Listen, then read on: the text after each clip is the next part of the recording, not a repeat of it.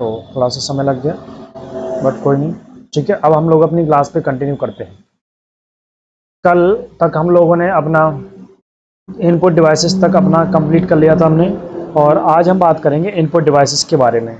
अगर आपको ऐसा लगता है कि मेरी वॉइस कम आ रही है या फिर ज़्यादा आ रही है या फिर किसी प्रकार की दिक्कत हो रही है, तो मुझको आप लोग कमेंट बॉक्स में बताते रहेंगे, ठीक है। तो चलिए अब हम आगे बढ़ते हैं और अपनी थ्योरी क्लास को कंप्लीट करते हैं फटाफट से। तो आज हम बात करेंगे आउटपुट डिवाइसेस के बारे में। आउटपुट डिवाइसेस, ठीक है ना। आउटपुट डिवाइसेस क्या होती हैं? तो आउटपुट डिवाइसेस के माध्यम से सूचनाओं को यूजर तक पहुंचाया जाता है।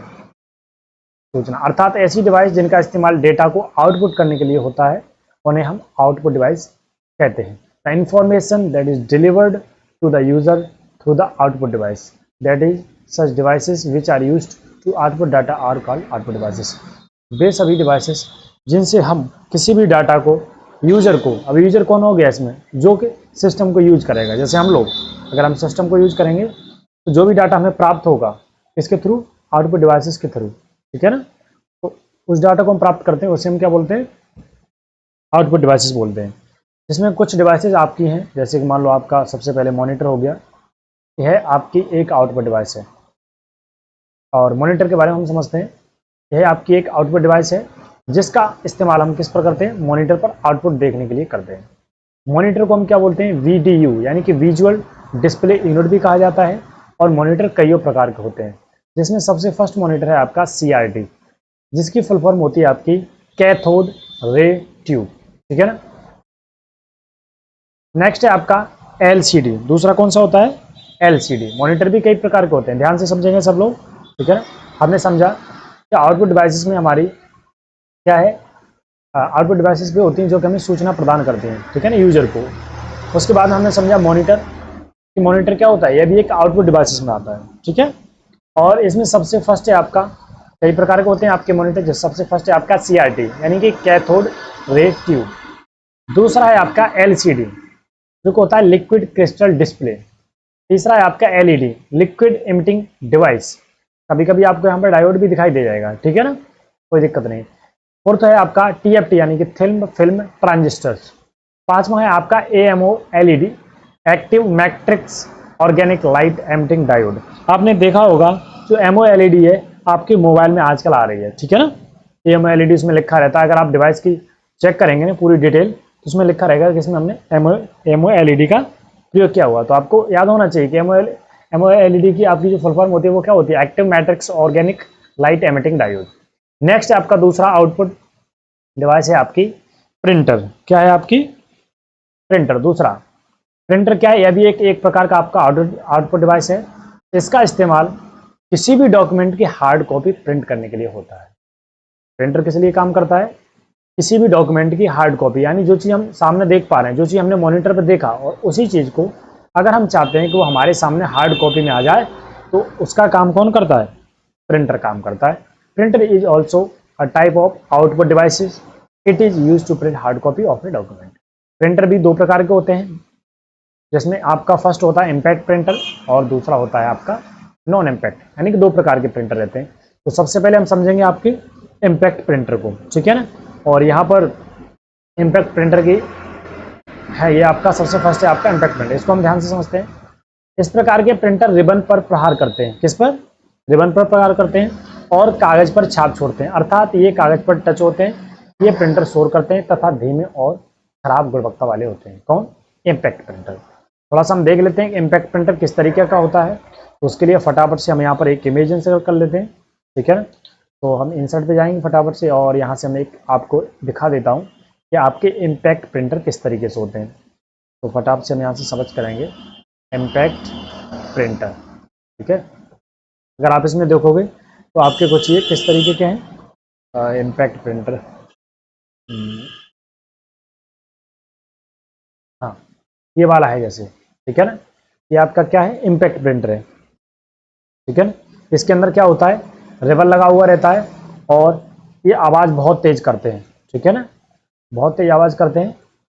यहाँ पे देखो लिखा हुआ है, जबकि उस पर आवाज़ करते हैं क्योंकि उस पर छाप छोड़ते हैं, टच होता है तो, ठीक है ना। तो ये काफ़ी खराब रहते हैं और काफ़ी शोर भी करते हैं, क्योंकि जब बार बार टच होकर करेक्टर प्रिंट होगा तो आवाज़ भी होगी।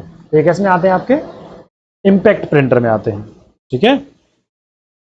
और इस प्रिंटर के भी कई सारे उदाहरण हैं अगर हम देखें तो इम्पैक्ट प्रिंटर के, इसमें जैसे कि आपका डॉट मैट्रिक प्रिंटर हो गया, डेजी व्हील प्रिंटर हो गया, लाइन प्रिंटर हो गया, ठीक है। तो ये किसके उदाहरण है आपके इम्पैक्ट प्रिंटर के। फिर दूसरा आता है आपका नॉन इम्पैक्ट प्रिंटर। ये प्रिंटर जो बिना प्रहार किए प्रिंट करता है, नॉन इम्पैक्ट प्रिंटर कहलाता है, ठीक है। यानी कि जो बार बार टच करके आवाज करके जो प्रिंट नहीं करता उसे हम क्या बोलते हैं, नॉन इम्पैक्ट प्रिंटर। ये भी आपके कई प्रकार के होते हैं जो कि आपके नीचे दिए हैं। जैसे सबसे फर्स्ट होता है इसमें आपका इंकजेट प्रिंटर। कौन सा होता है, इंकजेट। दूसरा होता है आपका लेजर, तीसरा होता है आपका थर्मल। 3 प्रकार का होता है। तो सबसे पहले हम समझते हैं आपको इंकजेट प्रिंटर। सब लोग थोड़ा सा मुझे बताएंगे, ठीक है। सब लोग कनेक्ट हो चुके हैं, बहुत अच्छे। एक बार थोड़ा सा अगर मैं थोड़ा सा आपको लग रहा है कि थोड़ा सा मैं तेज पढ़ा रहा हूँ तो आप बोल सकते हैं सर स्लो। जिनको लग रहा है स्लो वो फास्ट लिख के भेज दीजिए, ठीक है ना। जिनको चाहते हैं कि मैं स्लो पढ़ाऊँ तो आप थोड़ा स्लो लिख के भेजेंगे, जिसको फास्ट पढ़ना है वो फास्ट लिख के भेजें। देखते हैं, ठीक है ना। अगर ठीक चल रहा है तो नॉर्मल लिख दें, ठीक है ना, कुछ भी लिख दीजिए। इंकजेट प्रिंटर क्या है, इस प्रकार के प्रिंटर में छपाई के लिए कागज पर स्थिर होता है। किसके द्वारा, इंकजेट प्रिंटर के द्वारा। तथा इस प्रकार के प्रिंटर में हाई क्वालिटी की प्रिंटिंग होती है। इसमें मुख्यतः 4 प्रकार के रंग होते हैं जिन्हें हम CM बाई के कहा जाता है। अगर इनकी फुल फॉर्म की बात करें तो C फॉर होता है आपका Shyam, by for yellow, M for magenta, K for black, ठीक है ना।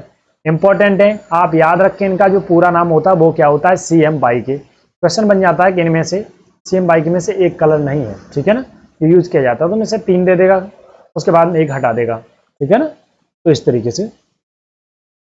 नेक्स्ट है आपका लेजर प्रिंटर। दूसरा कौन सा है इसमें, नॉन इम्पैक्ट प्रिंटर में दूसरा प्रिंटर होता है आपका लेजर प्रिंटर। इसमें एक ड्रम होता है जिसे फोटो रिसेप्टर कहा जाता है और उस पर लेजर बीम गिरती है जब पेपर प्रिंट से निकलता है। इस प्रकार के प्रिंटर में ब्लैक टोनर का इस्तेमाल किया जाता है।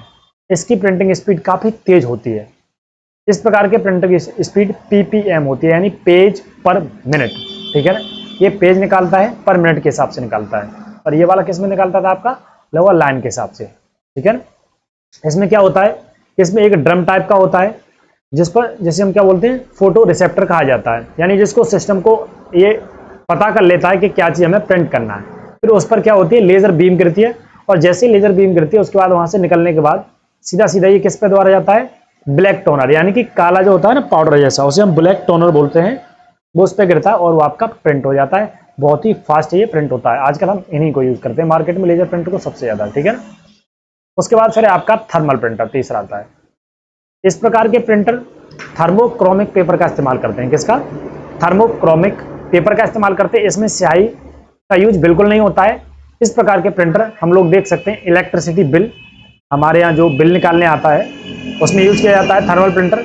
बस की जो टिकट बनाई जाती है उसमें हम लोग थर्मल प्रिंटर का यूज करते हैं। आप शॉपिंग मॉल में जाएंगे तो शॉपिंग मॉल में जो भी आपकी रसीद बनती है, रिसिप्ट बनती है, उसका यूज हम थर्मल प्रिंटर के द्वारा किया जाता है। उसके बाद ATM मशीन में अगर आप देखेंगे तो उसमें भी किसका यूज किया जाता है, इन सब के लिए, आदि के लिए प्रयोग किए जाते हैं। इस प्रकार के प्रिंटर की स्पीड कैरेक्टर पर सेकंड में मापी जाती है, ठीक है ना। क्वेश्चन जो थर्मल प्रिंटर होता है वो उसकी स्पीड किसमें मापी जाती है, कैरेक्टर पर सेकंड। आप देख सकते हैं अपने गांव में अगर देखना चाहें तो जो डेयरी होती है ना, दूध वाली डेयरी, तो आप वहां पे जाते हैं उनके रेट निकलवाने के लिए, तो जो भी पर्ची दी जाती है वो किसके द्वारा होती है, वो एक प्रिंटर जो होता है वो हमारा थर्मल प्रिंटर होता है, ठीक है ना। सबको क्लियर हो रहा है, एक बार फटाफट से कमेंट बॉक्स में मुझे बताते रहेंगे। कुछ हमने यहाँ पर नोट्स डाले हैं आपके लिए जो मोस्ट इंपॉर्टेंट है। क्वेश्चन बनता है कि फर्स्ट इलेक्ट्रॉनिक प्रिंटर कौन सा था, तो वो था आपका EP101, जो कि डेवलप किया गया था किसके द्वारा, जापानीज कंपनी के द्वारा, एप्सॉन कंपनी के द्वारा 1968 में। पहला इलेक्ट्रॉनिक की बात हो रही है, ऐसा नहीं कि फर्स्ट प्रिंटर। पहला इलेक्ट्रॉनिक जो कंप्यूटर है वो जापानीज कंपनी एप्सॉन के द्वारा बनाया गया था 1968 में। नेक्स्ट है आपका, प्रिंटर को पैरेलल पोर्ट द्वारा भी कनेक्ट कर सकते हैं, लेकिन आमतौर पर हम लोग किससे कनेक्ट करते हैं, USB पोर्ट के द्वारा कनेक्ट करते हैं। 1990 के दशक में पैरेलल पोर्ट वाले प्रिंटर इस्तेमाल किए जाते थे। कब, 1990 के दशक में। कौन से वाले, पैरेलल पोर्ट वाले, ठीक है। और प्रिंटर के पास अपनी एक मेमोरी होती है जिसे स्पूलर डायरेक्टरी कहा जाता है। आप जो भी कमांड प्रिंट करने के लिए देते हैं सभी को एक एक करके प्रिंट करता है। जब तक प्रिंटर प्रिंट नहीं कर देता है तब तक कमांड स्पूलर डायरेक्टरी में रहती है। इस प्रक्रिया को स्पूलिंग कहा जाता है। क्वेश्चन बनता है स्पूलिंग क्या होती है, तो जैसे ही मान लो हम लोग कमांड देते हैं सिस्टम से प्रिंटर को कि आपको प्रिंट करना है, तो ये सारी की सारी कमांड ऐसा नहीं है कि सिस्टम के अंदर रहती है। जैसे ये कमांड देता है तो सिस्टम पर पहुंचने के लिए उसमें एक मेमोरी होती है जिसमें वो पहचानता है, उसको रीड करता है, उसे हम स्पूलिंग बोलते हैं, ठीक है ना। और जैसे वो प्रिंट हो जाती है तो वो मेमोरी वहां से खत्म हो जाती है, ठीक है ना। तो ये जो मेमोरी रहती है इसमें ये सारा काम रहता है, उसे हम क्या बोलते हैं, स्पूलिंग बोलते हैं, ठीक है ना। और प्रिंटर की स्पीड के लिए मापा जाता है, उसके लिए यहाँ पर पड़े हुए हैं आपके नोट्स। जैसे सीपीएस की फुल फॉर्म होती है आपका कैरेक्टर पर सेकंड, जो कि थर्मल प्रिंटर की हमने अभी बताया था नापते हैं, ठीक है ना। फिर एलपीएम, इसे हम बोलते हैं लाइन पर मिनट, लाइन प्रिंटर को यूज करते हैं। पीपीएम पेज पर मिनट, इसमें आपका इंकजेट लेजर प्रिंटर दोनों रहता है, ठीक है ना। पीपीएम स्पीड मापते हैं। फिर आपका प्लॉटर रहता है आपका, इसमें आपकी अच्छी गुणवत्ता वाले ग्राफिक्स तथा चित्र छपने के लिए होते हैं। इनका इस्तेमाल आर्किटेक्चर तथा बड़े बड़े मैप प्रिंट करने के लिए होता है, ठीक है। इसके लिए प्लॉटर वाले को तो हम एक बार फटाफट से देखेंगे कि जो प्लॉटर होता है वो किस तरीके का होता है। तो हम आपको दिखा देते हैं, पिक्चर पे यहाँ से चले जाते हैं, फटाफट से मैं एक पिक्चर लेके आपको दिखा देता हूँ कि प्लॉटर किस तरीके से होता है, जिसपे मैप वगैरह डिजाइनिंग होते हैं, ठीक है ना। तो काफ़ी बड़े बड़े होते हैं ये, ठीक है। प्लॉटर देख सकते हैं कुछ इस तरीके से, आपने देखा होगा, ठीक है। इस तरीके से देखो, ये रहा यहाँ पे लगा हुआ भी है,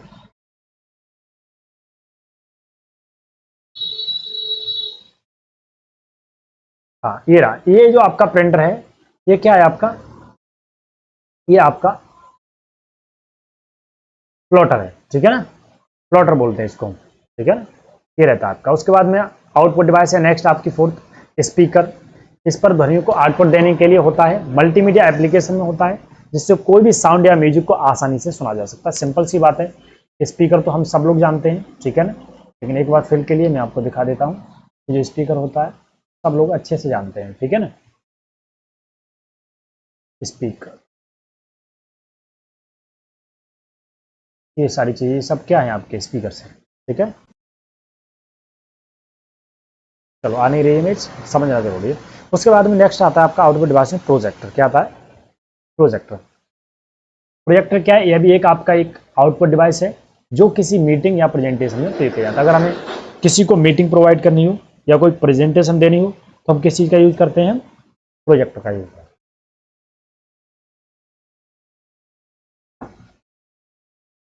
नेक्स्ट है आपका हेडफोन। हेडफोन भी आपका एक प्रकार का आउटपुट डिवाइस है, जैसे आप अपने सर में पहनकर ऑडियो सुन सकते हैं। ये लोग आज सबसे ज़्यादा मिल जाएगा आपको सब कुछ। उसके बाद ईयरफोन रहता है, ठीक है ना, अपने कानों में लगा के हम लोग सुनते हैं, यह भी एक आउटपुट डिवाइस है, ठीक है ना, क्योंकि ये सिस्टम से जो भी हम सुनते हैं वो आउटपुट होता है, ठीक है। अब हम आते हैं आपकी कंप्यूटर की मेमोरी के बारे में बात करते हैं। कंप्यूटर के अंदर मेमोरी क्या चीज़ है, ठीक है। तो फटाफट से हम इसको समझ लेते हैं। कंप्यूटर के अंदर जो भी डाटा होता है वह मेमोरी के अंदर स्टोर होता है। फिजिकल मेमोरी जो कि चिप यानी कि ड्राइव डिस्क हो गई आपकी, जिसमें ये डाटा क्या होता है, होल्ड होता है यानी कि रहता है। वर्चुअल मेमोरी जो कि सिर्फ फिजिकल मेमोरी को एक्सपेंड करती है। इस चीज को हम विस्तार से समझते हैं, ठीक है। कंप्यूटर में मेमोरी कितनी प्रकार की होती है, 2 प्रकार की। लेकिन आपको ध्यान रखना है मेमोरी क्या काम करती है, डाटा को स्टोर करने का काम करती है। और मेमोरी 2 प्रकार की होती है। सबसे फर्स्ट है आपकी प्राइमरी मेमोरी और दूसरी आपकी सेकेंडरी मेमोरी। तो सबसे पहले हम बात करेंगे प्राइमरी मेमोरी की। प्राइमरी मेमोरी कंप्यूटर सिस्टम की मेन मेमोरी होती है, जो सिस्टम के साथ प्राथमिक कार्य के लिए मेमोरी उपलब्ध कराती है, ठीक है। जो प्राइमरी मेमोरी है वो सिस्टम के साथ अटैच रहती है और इसी को हम क्या बोलते हैं, मेन मेमोरी बोलते हैं, क्योंकि सिस्टम को जब भी जरूरत पड़ती है स्पेस की तो यही काम करती है प्राइमरी मेमोरी। प्राइमरी मेमोरी 2 प्रकार की होती है। सबसे फर्स्ट है आपका रैम, दूसरा है आपका रोम, ठीक है। रैम का मतलब होता है रैंडम एक्सेस मेमोरी और रोम का मतलब होता है रीड ओनली मेमोरी। रैम यह सेमीकंडक्टर से बनी होती है, सेमीकंडक्टर, ठीक है ना, यानी अर्धचालक से बनी होती है। इसमें रैंडम एक्सेस मेमोरी कहा जाता है। इसे क्या बोला जाता है, रैंडम एक्सेस मेमोरी, हमने बता दिया, क्योंकि इसमें कहीं से भी डाटा लिखा हुआ पढ़ा जा सकता है।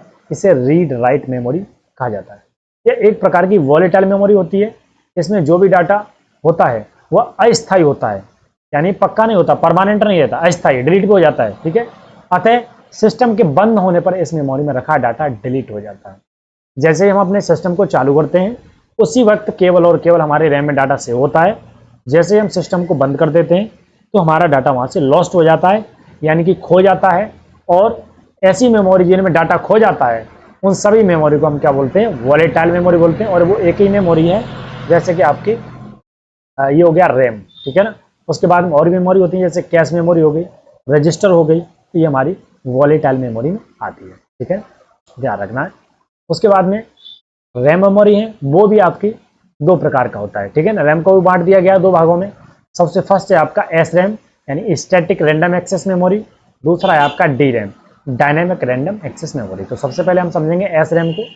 एस रैम की full form static random access memory. यह एक अर्धचालक यानी कि सेमीकंडक्टर मेमोरी का प्रकार है। यह सिलिकॉन चिप से मिलकर बनी होती है, इसलिए इसे रिफ्रेश करने की आवश्यकता नहीं पड़ती है, ठीक है ना। इसमें भी अब दो भागों में बांट दिया गया है। अगर आप जब भी रिफ्रेश करते हैं, पहले क्या होता था, पहले जो भी मेमोरी आती थी, जो भी रैम आती थी, उनको एक समय बाद क्या होता था कि वो कंप्लीट हो जाती थी, इसलिए उन्हें बार बार रिफ्रेश करना पड़ता था, क्योंकि जो हमारी रैम बनी होती है वो सिलिकॉन चिप से मिलकर बनी होती है। तो सिलिकॉन चिप जो है वो बार बार हमें रिफ्रेश करना पड़ती है, ठीक है ना। लेकिन इसमें भी दो तरीके से बांट दिया गया है, एस रैम और डी रैम। तो एस रैम है, इसमें हमें आवश्यकता नहीं पड़ती है, अतः इसे नॉन रिफ्रेशिंग मेमोरी भी कहा जाता है, किसी डी रैम को, है, ठीक है, एस रैम को, ठीक है, एस रैम को, सॉरी। और जो आपकी डी रैम है, इसकी तुलना में ये ज़्यादा तेज होती है। कंप्यूटर में सामान्यतः कैश मेमोरी के रूप में लगी होती है। कौन? S RAM. जैसा कि मैंने बताया, ये किस में आते हैं? एस रैम, ठीक है ना। कैश मेमोरी का काम कौन करती है? एस रैम, ठीक है। इसका नाम है आपका स्टैटिक रैंडम एक्सेस मेमोरी। तो स्टैटिक का मतलब जो विचलित नहीं होता, उसे हम स्टैटिक बोलते हैं। तो इससे आप ध्यान रख सकते हैं कि ये जो है रिफ्रेश करने की इसमें आवश्यकता नहीं पड़ती है बार बार, ठीक है। फिर है आपका डायनेमिक मेमोरी, ठीक है, जो कि D RAM dynamic random access memory. इस प्रकार की मेमोरी का उपयोग सामान्यतः कंप्यूटर में रैम के रूप में होता है। इसे रिफ्रेशिंग मेमोरी भी कहा जाता है, क्योंकि इसे बार बार रिफ्रेश करने की आवश्यकता पड़ती है। कौन सी वैल्यू को? डायनेमिक को, ठीक है ना। डायनेमिक डी रैम जो होती है उसको हमें बार बार रिफ्रेश करना पड़ता है, ठीक है। अच्छा, ये हमें क्यों करना पड़ता है उस चीज़ की हम समझते हैं, ठीक है। क्योंकि इसे बार बार रिफ्रेश करने की आवश्यकता पड़ती है। क्यों? कि इसमें डी रैम में मिलियंस ऑफ कैपेसिटर्स, ठीक है ना, कैपेसिटर होते हैं, जैसे कि हमारा पंखे में लगा होता है, आप लोगों ने देखा होगा।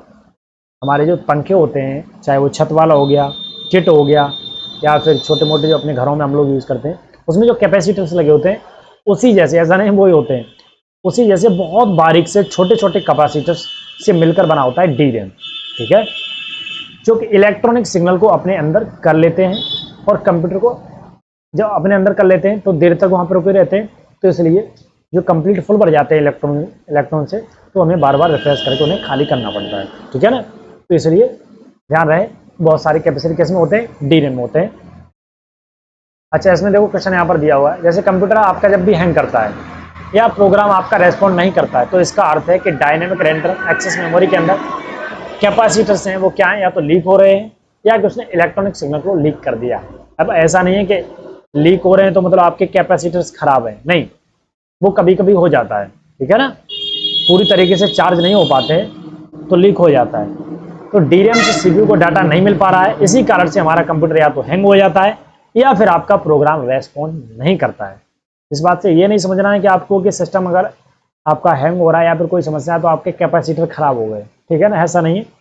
वो पूरी तरीके से चार्ज नहीं हो पाते हैं, या फिर आपने कमांड जल्दी दे दी तो एक कमांड जब कंप्लीट नहीं होगा तो पूरी चार्ज नहीं हो पाएगा, दूसरी आपने कमांड दे दी तो वो भी कमांड चली जाएगी, तो सिस्टम जब पूरा कैपेसिटर चार्ज नहीं होगा तो आपको डाटा नहीं मिल पाएगा, ठीक है। तो इस कारण से आपका सिस्टम हैंग हो जाता है। उसके बाद में नीचे भी देखो, ये कह रहा है कि एक समय अंतराल के बाद सिग्नल दोबारा भेजा जाता है और आपका कंप्यूटर सामान्य रूप से कार्य करने लगता है। लेकिन जब आप रिफ्रेश करते हैं तो वह सिग्नल तुरंत रिकॉल हो जाता है और आपका कंप्यूटर कार्य करने लगता है, ठीक है ना। इस चीज को ध्यान रखना है। अब आते हैं हम, डी रैम भी जो है वो भी आपकी दो प्रकार की होती है, ठीक है। सबसे फर्स्ट है आपकी R D RAM, Rambus dynamic random access memory. दूसरी है इसमें S D RAM, synchronous dynamic random access memory. S D RAM के कई सारे वर्जन आ गए हैं, ठीक है, जो आपकी ये आपकी एस डी रैम, इसके बहुत सारे वर्जन आ गए हैं, ठीक है। जैसे कि सबसे फर्स्ट है आपका एस डी आर यानी सिंगल डाटा रेट, ठीक है। उसके बाद में डी रैम की आपको पूरी फुल फॉर्म यहाँ पर ऐड करनी है आपको। उसके बाद है डी डी आर रैम, यहाँ पर डुअल डाटा रेट, ठीक है ना। अच्छा, उसमें डुअल डाटा रेट के भी कई सारे प्रकार हैं, उस चीज़ को हम समझते हैं। D D R S D R है, ठीक है ना। D D R static dynamic random access memory. D D R का मतलब क्या होता है? डुअल डाटा रेट, इसकी फुल फॉर्म होगी dual data rate static dynamic random access memory, ठीक है, DDR होती है। दूसरी होती है आपकी DDR2, आपने सुना होगा DDR2, DDR3, DDR4, तो ये सब क्या है, रैम के प्रकार है, SD रैम के, ठीक है। DDR2 तो ये भी आपकी हो गई डुअल डाटा रेट।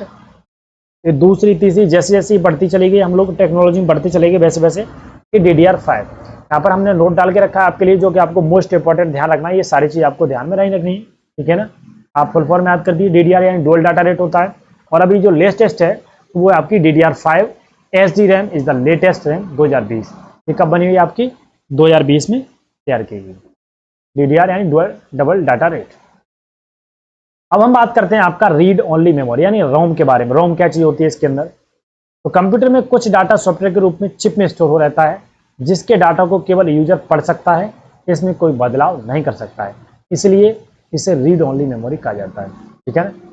कंप्यूटर में बहुत सारा ऐसा सॉफ्टवेयर रहता है, डाटा रहता है, जिसको हम लोग केवल और केवल रीड कर सकते हैं, उसमें हम कुछ चेंजेस नहीं कर सकते हैं।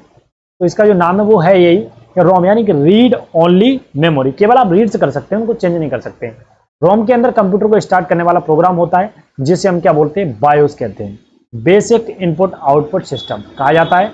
यह हार्डवेयर और सॉफ्टवेयर के बीच का प्रोग्राम है, इसलिए इसे फर्मवेयर भी कहा जाता है। किसे, बायोस को, ठीक है ना। आपने कभी ध्यान दिया होगा जब आप कंप्यूटर या लैपटॉप ऑन करते हैं, तब स्क्रीन पर जो भी, जैसे आपका डेल का हो गया, HP का हो गया, किसी भी कंपनी का हो गया, तो इसमें जो भी लोगो वगैरह दिखाई देता है स्टार्ट होने पर, जो आपकी विंडो इंस्टॉलेशन रहती है वो किसके अंदर रहती है, रोम के अंदर रहती है। लोगो वगैरह है वो सारा का सारा किसके अंदर रहता है, रोम के अंदर रहता है। और इसलिए एक प्रकार की नॉन वॉलेटाइल मेमोरी है, यानी कि जो कि आप इसको, अगर लोगो ऐसा थोड़ी है कि आपने अगर लैपटॉप को या फिर आपने अपने किसी भी सिस्टम को अगर आपने शट डाउन कर दिया, तो ऐसा थोड़ी होता है कि आपने शट डाउन किया और आपने जब अपना लैपटॉप दोबारा से और स्विच ऑन किया, तो स्विच ऑन करने पे आपका लोगो वगैरह नहीं हटता है, वही बना रहता है ना, सेम टू सेम रहता है। तो इसलिए ये नॉन वॉलेटाइल में रहती है। जिसका डाटा हट जाता है वो वॉलेटाइल मेमोरी होती है, जिसका डाटा नहीं हटता है वो होती है नॉन वॉलेटाइल मेमोरी, ठीक है ना। तो आज हमने यहाँ तक कंप्लीट किया, और जो हमारा फर्स्ट चैप्टर था इंट्रोडक्शन टू कंप्यूटर, वो आज हमारा कंप्लीट होता है यहाँ तक, ठीक है ना। हमने पूरा बढ़िया से पढ़ा, अच्छे से समझा सब लोगों ने, ठीक है ना। जिन लोगों ने नहीं ले पाई ये क्लास, वो पुरानी रिकॉर्डेड सेक्शन में जाके देख सकते हैं, और इसी में से हम कल इसके क्वेश्चन करेंगे इंट्रोडक्शन टू कंप्यूटर के। तो कल सब लोगों को कंप्लीट करना है, रेडी रहना है सबको एकदम, ठीक है ना, अच्छे से, और इसको एक बार घर से पढ़ के आना है, ठीक है ना। इसकी जो PDF है वो मैं आपको व्हाट्सएप ग्रुप में आपको प्रोवाइड कर दूंगा, ठीक है ना। तो आप सब लोग ध्यान से इसको एक बार फिर से रिवाइज करना है, पूरा का पूरा शुरू से एंड तक आपको पढ़ना है, ठीक है। हाँ, तो आज के लिए इतना ही रखते हैं, और कल हम आते हैं इनके क्वेश्चंस के साथ में। तो सबके लिए राधे राधे, जय श्री कृष्ण। और जिन लोगों ने चैनल को सब्सक्राइब नहीं किया है, वीडियो को लाइक नहीं किया है, वो हमारे सभी साथी लाइक कर दें, ठीक है ना।